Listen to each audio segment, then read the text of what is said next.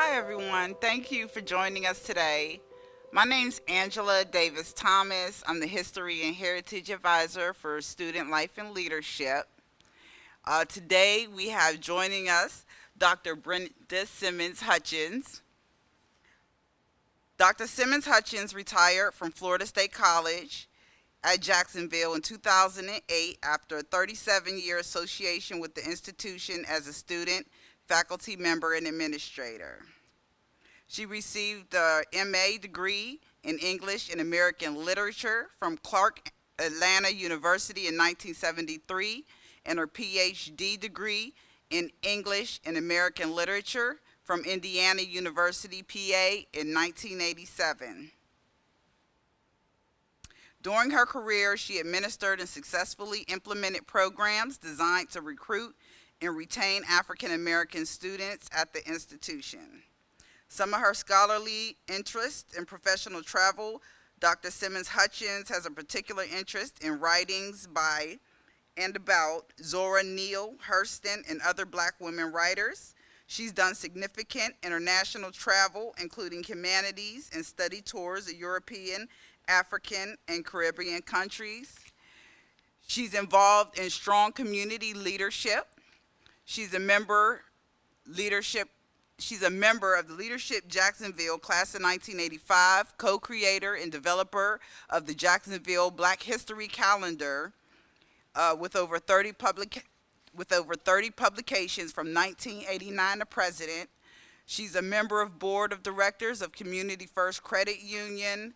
There's a list of a lot of community work, amazing work she has done. And I actually put a copy of her resume summary out there if you'd like to go out after the event and take a look at that. So we're here today to talk to Professor, and can we give Professor Hutchins a round of applause?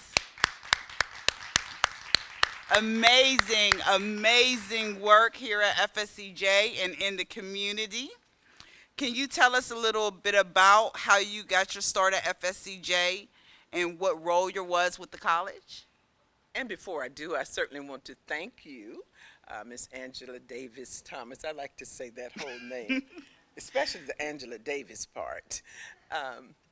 Thank you for the invitation, and I appreciate the opportunity to come back home and to see some familiar faces, neighbors and friends and former colleagues and students. Thank you so much for thinking it not robbery to just stop by for a moment and listen. I am a Black woman, tall as a cypress, strong beyond definition, still defying place, time, and circumstance, assailed, impervious, indestructible. Look on me and be renewed.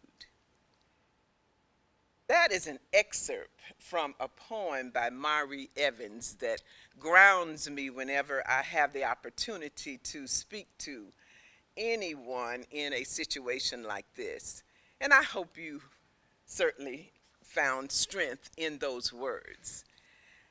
I wasn't introduced to Mari Evans for a long time, and I go to your question where you asked, how did I get my start at FSCJ? It's actually maybe 2 or 3 parts. The first part had to do with my graduating from high school here in New Stanton High School.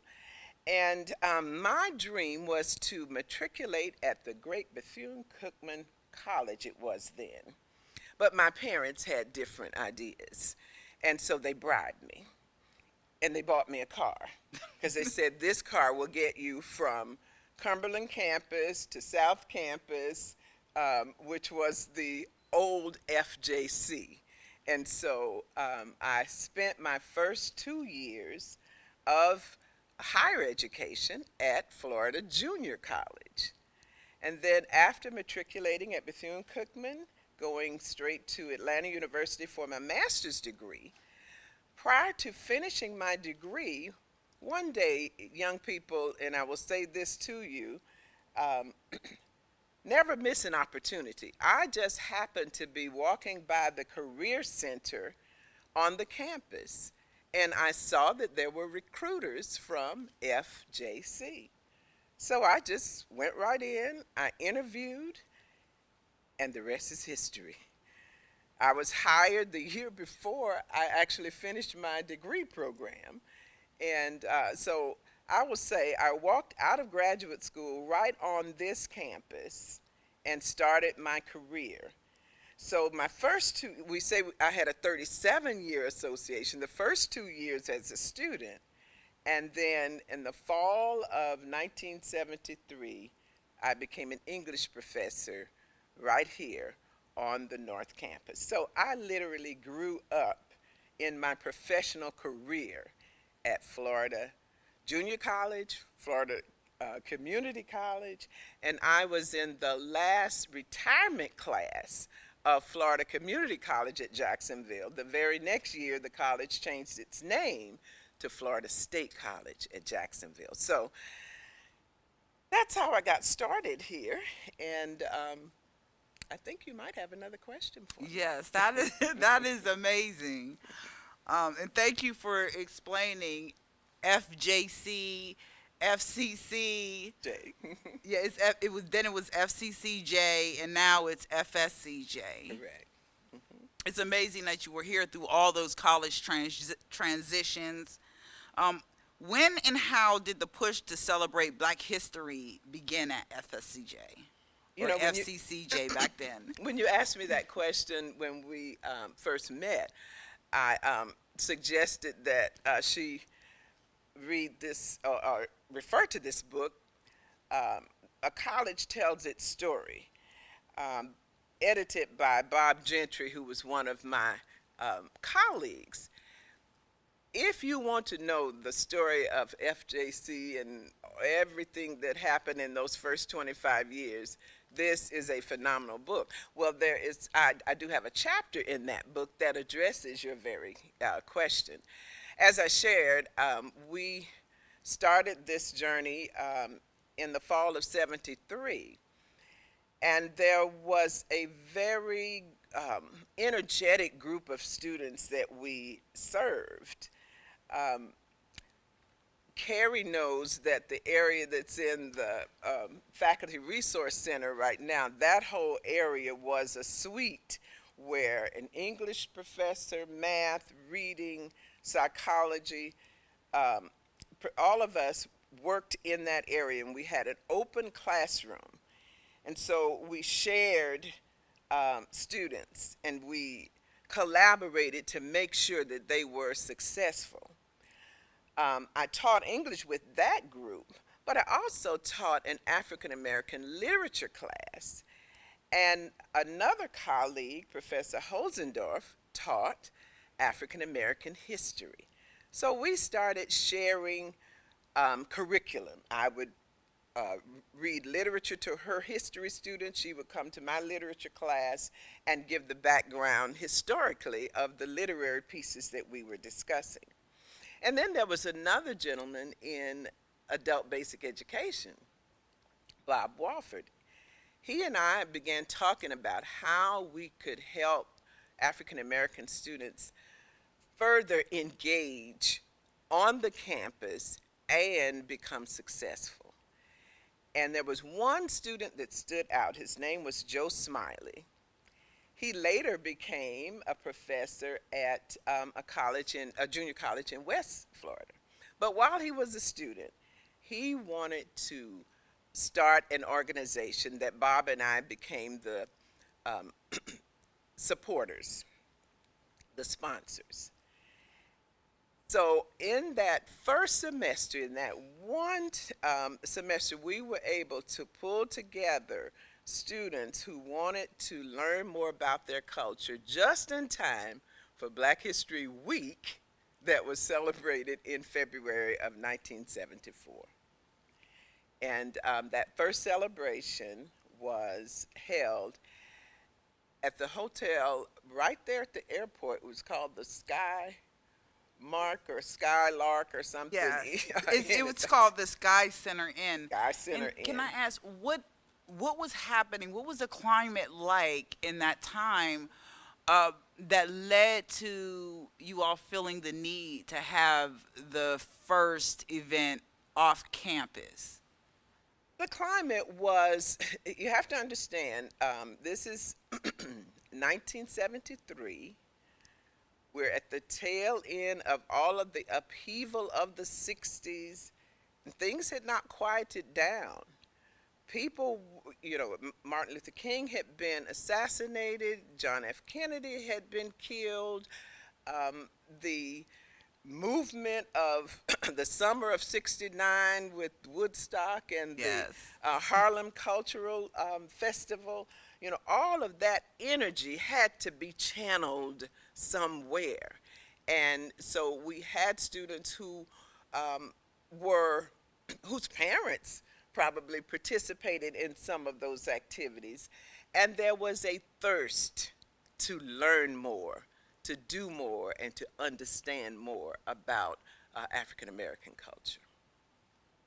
So what types of events did, and I believe it was the Black Awareness Association that was formed in 1974. What types of events and conversations did our black students want to have on campus or at the Sky Center Inn? Well, we really had to rev up the activities after that first luncheon that was held off campus. And as faculty advisors, we wanted for the students to have richness in the classes that they enrolled in. Just like I, briefly shared with you how Professor Holzendorf and I played off of each other. Well, every class that a student attended, the goal, the hope, the desire was to have the professors to enhance their curriculum. And so we went to work. As professors, we encouraged our colleagues, if only during Black History Week, to utilize that time to infuse information about African American culture in their curriculum. The overall goal was total cultural immersion and not just the focus on one particular culture. And we began to have some successes, and I went back, walked down memory lane when I looked at the table that you have set outside, seeing some of the colleagues who participated in these activities. So we would have a session similar to this, and we would ask professors to bring their classes to the activities. In addition, we would ask them, as I said earlier, to infuse it in their curriculum. And so Dr. Holzendorf and myself became a very strong resource, and our librarians. We cannot overlook the very strong support we had from the librarians, making sure they had displays and they had information available for the faculty to utilize in their curriculum. So we did this at North Campus, and when I think about the displays that were in the library, I have to think about the late Dr. Willie Lucas. I think about Cherry Alexander, and do note that what was happening here at North Campus was also happening, at other campuses. I'd like to say not quite on the same stage. Of course not. Of course not. So when we talked before, you told me something that really amazed me because I'm not a Floridian. I'm not from here. So when I step on North Campus, I see we have Building A, Building B, Building C, Building D, and Building E. But when we talked, you told me something totally different, and it really changed the picture of starting the Black Awareness Association on North Campus. So can you tell everyone who's not a Floridian like me kind of what the climate was and when you walked on campus, what students would see? what she's referring to is back in the day, there was the A building, the D building, and then there was a bridge.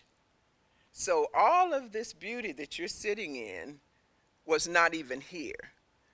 The C complex, all of the health sciences, they had some classrooms in the A building, but not to the extent that you see now. And to have the African American history programs, there was a metal building. Can you believe that? A metal building just to the right of us that accommodated about 100, maybe 150 people. And we would have standing room only in those sessions. Well, outside of this auditorium today, you'll see it is the Ezekiel Bryant Auditorium. I will say, and the fine print that you don't see, is that this auditorium was built for Dr. Brenda Simmons-Hutchins and her African American history programs because he got tired of, the metal building. I'm really exaggerating here, but nevertheless, I'd like to think that this auditorium was built just for us to have these programs. And you would be right. We're gonna go with that. But I do want to talk, just because you ask about the climate, you ask about, the cultural aspects. And I will say that North Campus, FJC, Jacksonville was no different from any city in the United States. Back in the 70s. In the 70s, in the 80s, in the 90s.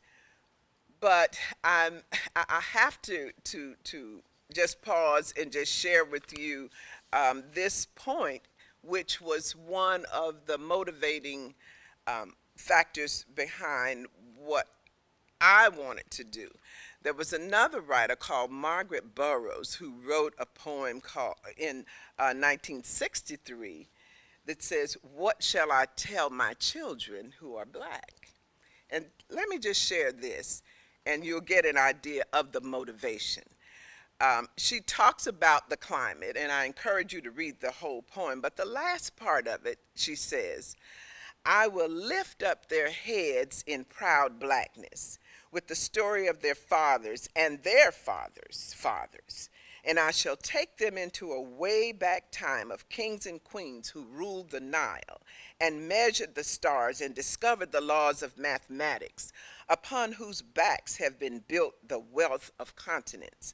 I will tell him this and more, and his heritage shall be his weapon, and his armor will make him strong enough to win any battle he may face.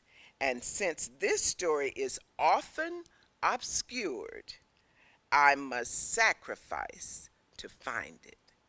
And so that was the motivation behind the students and the faculty and the staff who pushed through to make sure that this kind of education was made available. Now, Margaret Burroughs went on, she had to write an addendum to "What Shall I Tell My Children Who Are Black" in 1973. And just a few lines, she says, "We shall tell them the truth. We shall urge them to examine their way of life. We shall tell them the truth about what life could be made to be and how they themselves can help make it. For they themselves, for all of us, to live in harmony with the environment and the universe." And so that's a literary perspective on the kind of motivation that helped us to rise above the climate that would mitigate against the kinds of things that we were trying to accomplish.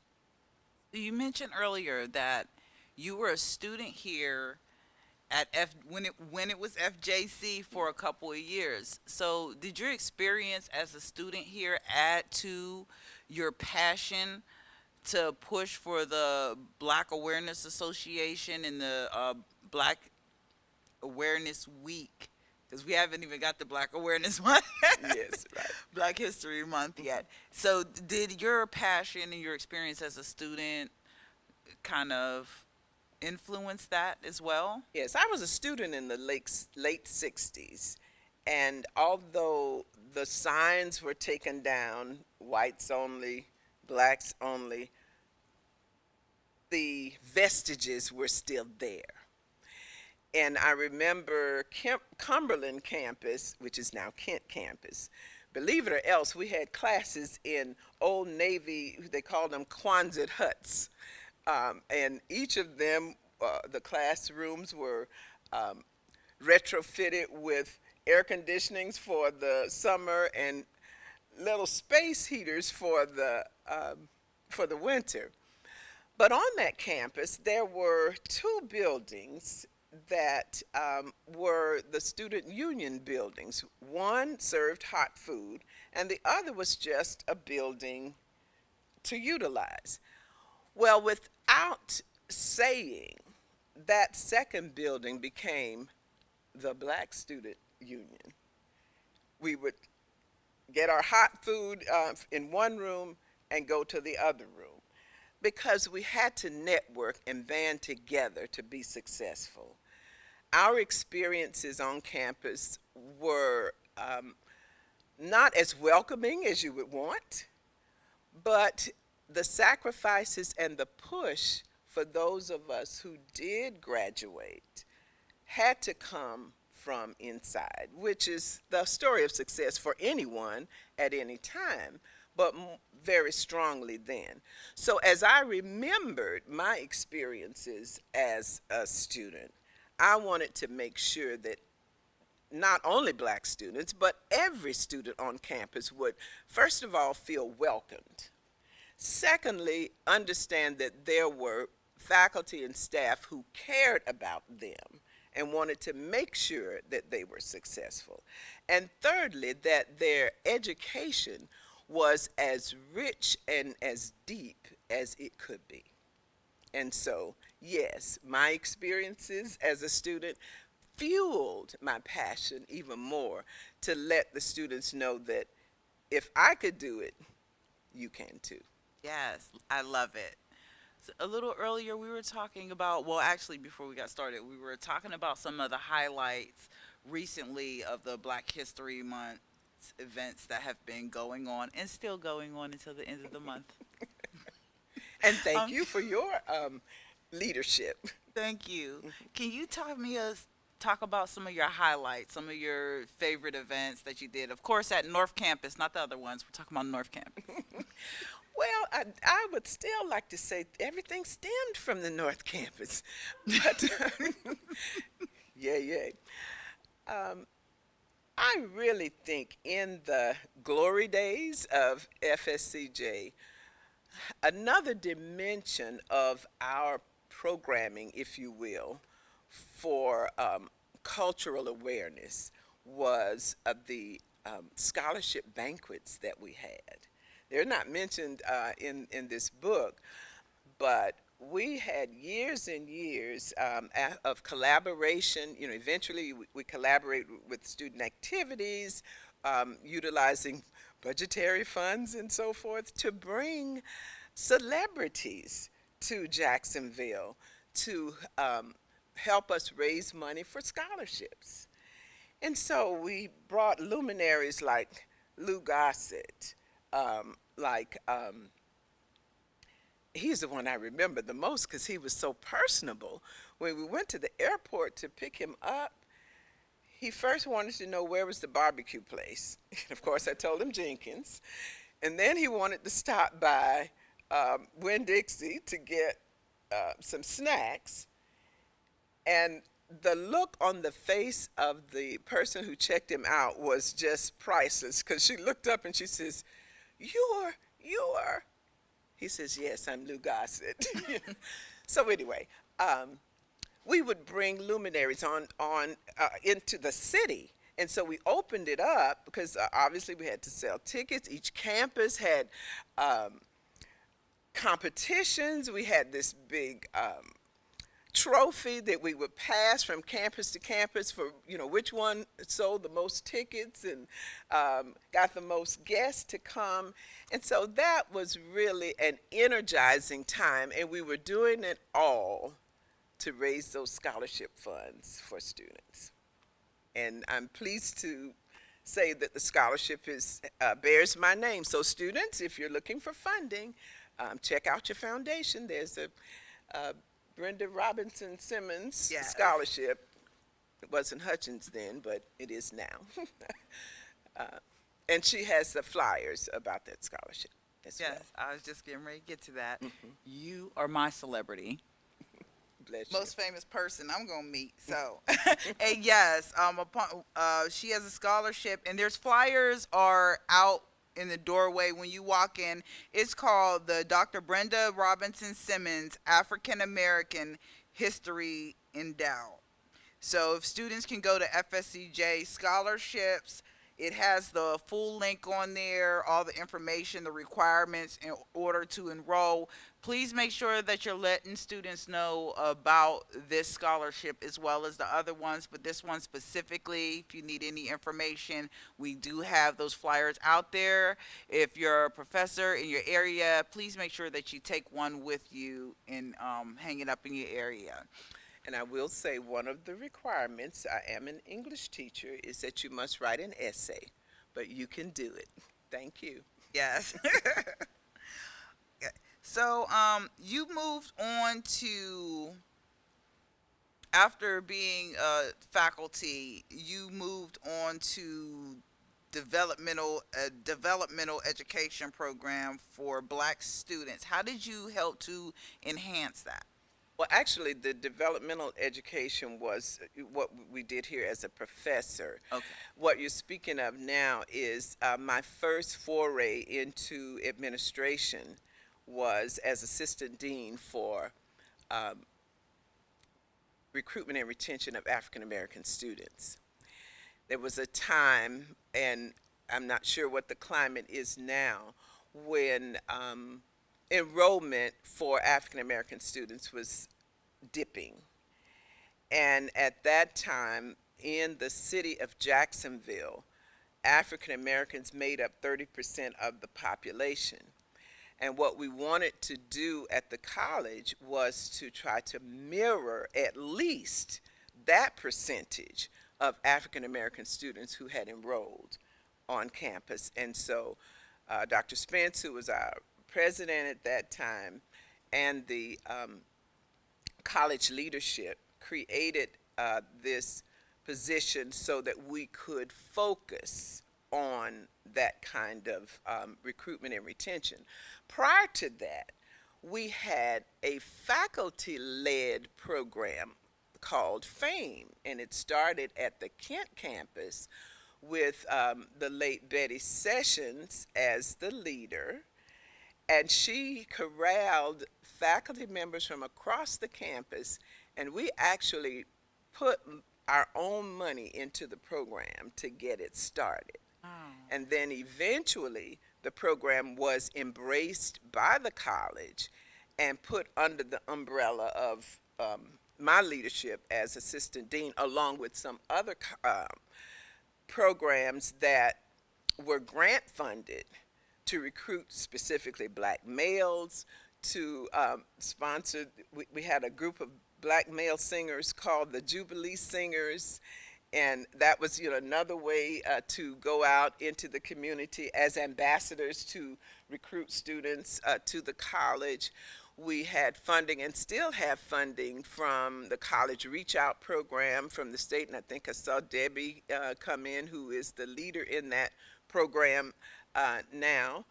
And she's a success story in herself. Started out as a student. She was my student assistant once, and now she's leading the program. And so the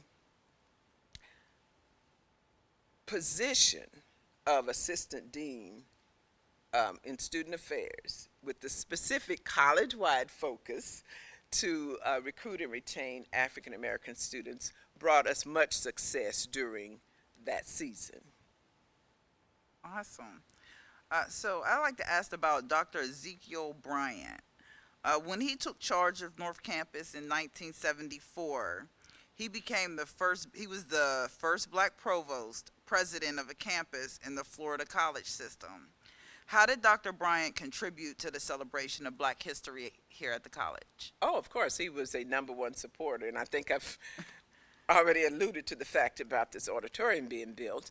But nevertheless, I will say during those days, not only Dr. Bryant, but even my first supervisor, Dr. Touchton, my first dean, Dr. Cosby, all of these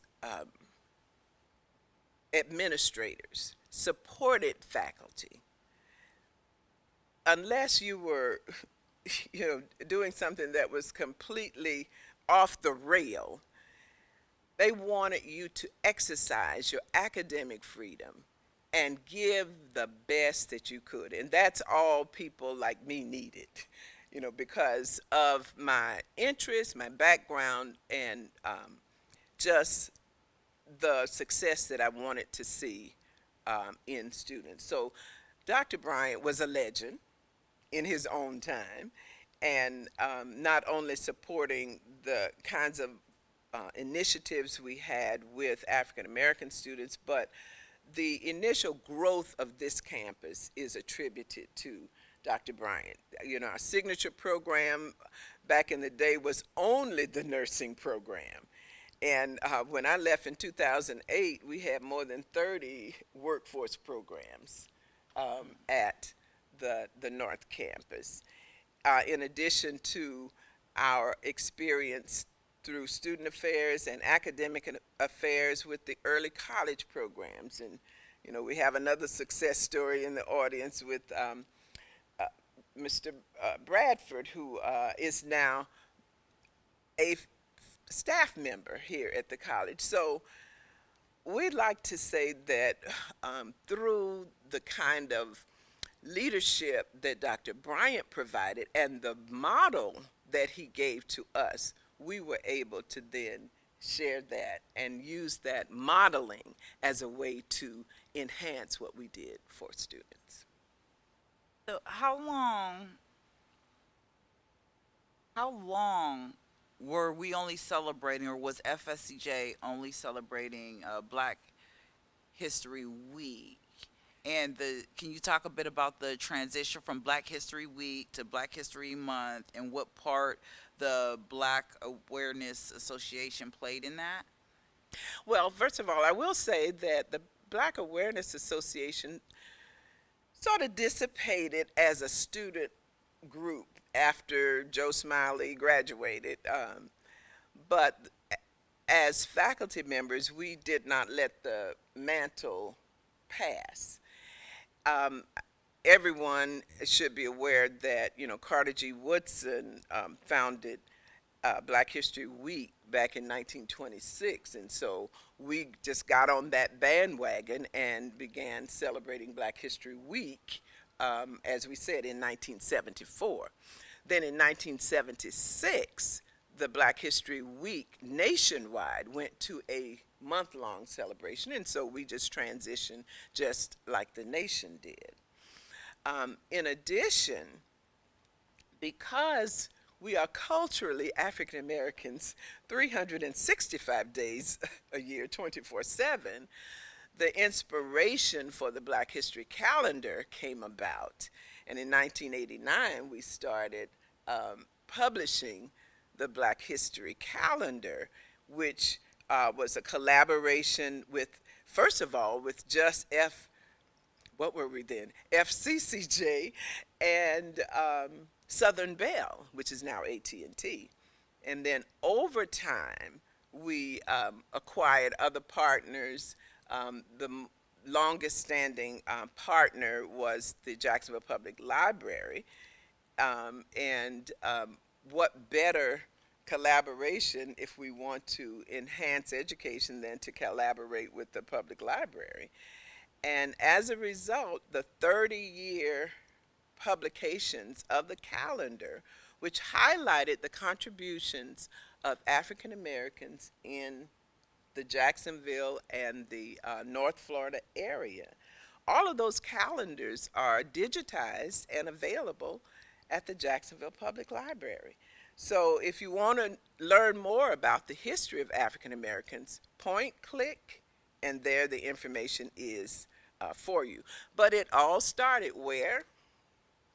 Right here at North Campus, with the support of many, many hands and many, many minds. Thank you. I want to leave some time for the audience to ask a couple questions. But I do have a couple more, or at least one more. Okay. Do you think that the vision for solid Black History Month programming is still being carried out here at FSCJ? Well, I should ask you that, but I know in my conversations with you that you, in your position, you are doing much to keep the heritage alive, and you should be applauded for that. Applaud our leader for that. Thank you. I would hope that because the climate in the world and in Jacksonville continues to change, that as committed educators, we are doing that across the board. That is the hope. And if there is a question about how that can be done, just step back into the history of how it all started with one-on-one contacting faculty, sharing information, making information available so that lifelong education could be something that our faculty and students could be a part of.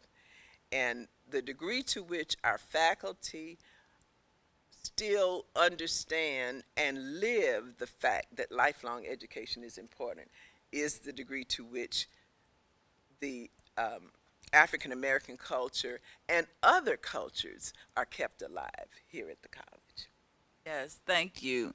And I'm very honored and proud to be able to carry this torch and work with our students for our cultural programs. Earlier in the conversation, you mentioned that it began the Black History Week with just Black culture, but you are hoping to one day expand it to other cultures as well.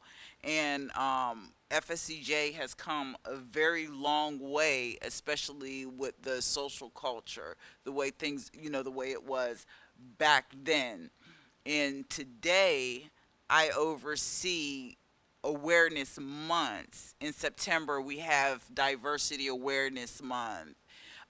From September 15th to October 15th, we celebrate Hispanic Heritage Month. In October, we have LGBTQ plus week. Last year, or a couple years ago, we added in to include our veterans. We have Veterans Awareness Week. January, Human Rights Week. Of course, Black History Month in February. In March, Women's History Month. And then last year we also added in April Asian Pacific American Awareness Week as well. So we're not all the way there where we want to get to, but we've came a long way.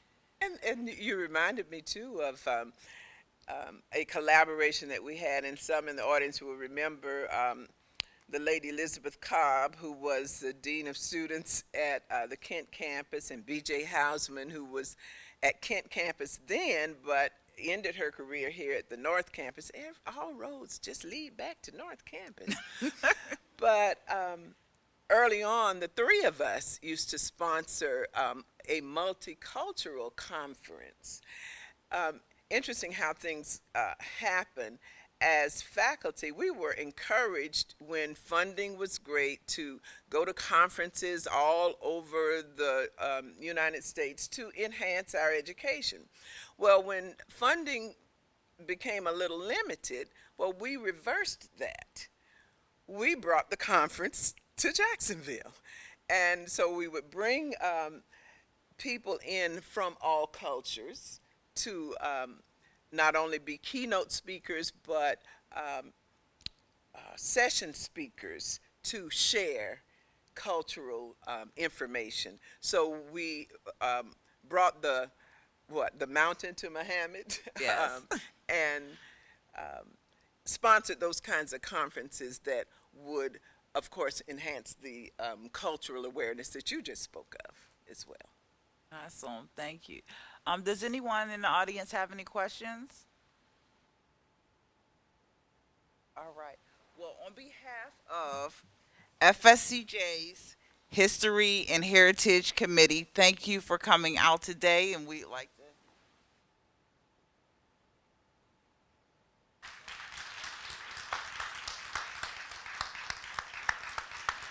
And thank you, everyone, for thinking it not robbery to come and share. We appreciate all of you.